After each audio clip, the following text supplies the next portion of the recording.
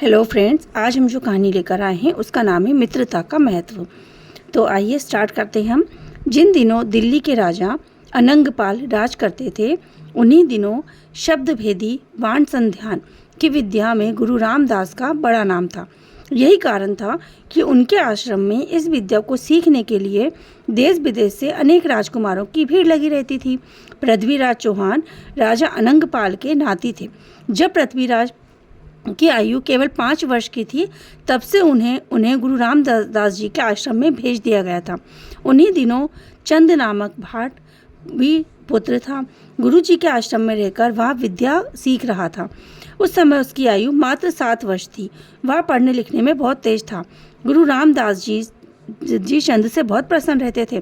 साथ ही साथ पृथ्वीराज और चंद्र दोनों बहुत गहरे मित्र बन गए। पृथ्वीराज के यहाँ अस्त्र शस्त्र की विद्या की में अधिक रुचि थी। वह चंद काव्य कला एवं अध्ययन में विशेष रुचि रखता था।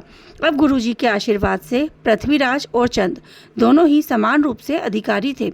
एक बार गुरु रामदास जी अपने आश्रम में यज्ञ आयोजित कर रहे थे। पूरे जोर शोर से यज्ञ की तैयारियां होने लगी। गुरु जी ने चंद को आदेश दिया कि वह जंगल से आम के पत्ते तोड़कर लाए। चंद को अकेला जाता देखकर पृथ्वीराज ने भी चंद के साथ जंगल जाने की इच्छा प्रकट करी, पर गुरु जी चाहते थे कि चंद अकेला ही जंगल से पत्ते लेने के लिए जाए। पृथ्वीराज के विशेष आग्रह पर गुरु जी ने भी उसे चंद के साथ जंगल में जाने की अनुमति दे दी। दोनों मित्र हंसते हंसते जंगल में जा पहुंचे। उन्हें एक आम का पेड़ मिला।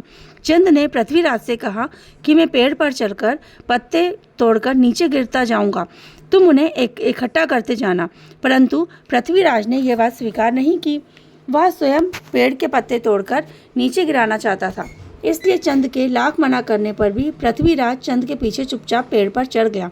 लेकिन यह क्या, अचानक चंद का पेड़ से फिसल गया और वह नीचे गिर पड़ा, और नीचे गिरते ही वह बेहोश हो गया। चंद की यह दशा देखकर पृथ्वीराज के तो मानो पेड़ पर बैठे बैठे प्राण सूख गए। उसने चाहा कि वह चंद की सहायता के लिए तुरंत पेड़ से नीचे कूद जाए, पर पेड़ की डाल की ऊंचाई अधिक होने के कारण पेड़ से कूदना कठिन नहीं था।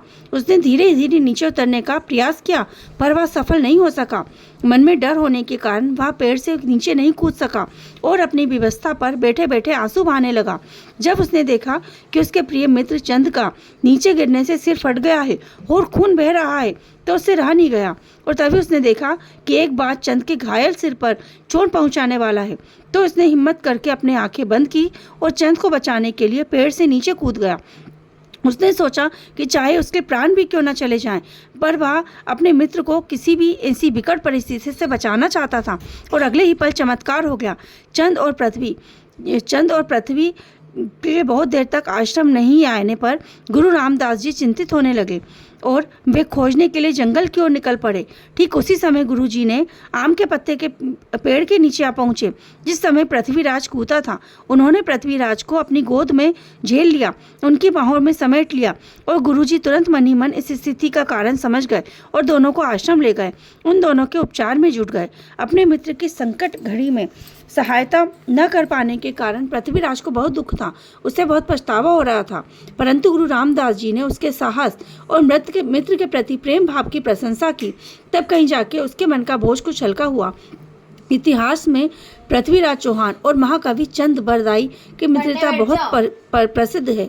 इस कठिन समय में वे एक दूसरे से अलग नहीं हुए। तो देखा फ्रेंड्स आपने कि सच्चा मित्र किसे कहते हैं।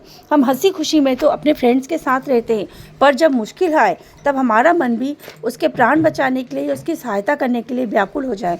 इसे ही कहते हैं सच्ची मित्रता। तो हमारे जीवन में एक ना एक ऐसा बेस्ट फ्रेंड होना चाहिए जो हमारे कठिन समय में हमारे साथ आ सके, और हमें भी हमेशा अपने मित्र के कठिन समय में उसके साथ खड़े रहना चाहिए। राधे।